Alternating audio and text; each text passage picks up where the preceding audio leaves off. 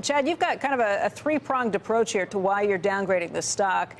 If I'm understanding it correctly, you're concerned about Europe being worse than anticipated, about the slowdown in China still being in full effect, and then in the United States, already maybe too much machinery equipment that's here on the books. Is that a correct assessment of it?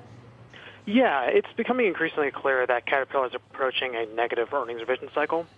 Historically, what this happens, earnings get cut by 45% and shares fall about 40%, and we see downside risk to numbers this year and next.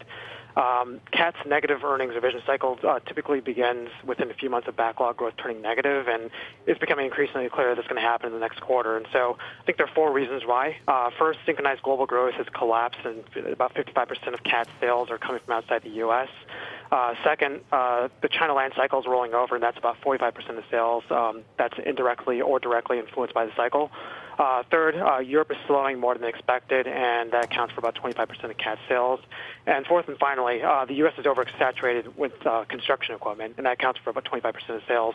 Equipment spending as a percentage of GDP is at about a 40-year high, and it typically declines about 15% after reaching the peak. So against that backdrop, I think the risk-reward's pretty balanced, and so I'm stepping to the sidelines today.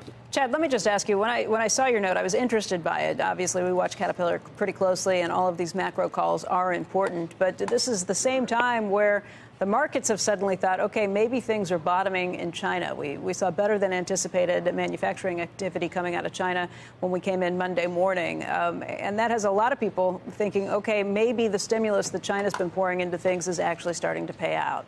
If that's the case, is this a backward-looking call? Yes, I think it's a couple of important things to understand. So, first of all, the numbers actually work on a bit of a lag. So, what's actually flowing through in our model was a pretty negative revision from the last 6 months or so.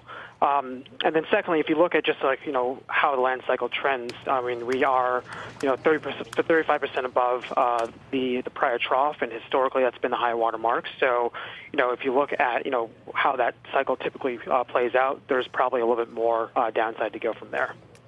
What do you have a price target? What was your price target? What is your price target? So currently price target is $128. Prior price target was $152.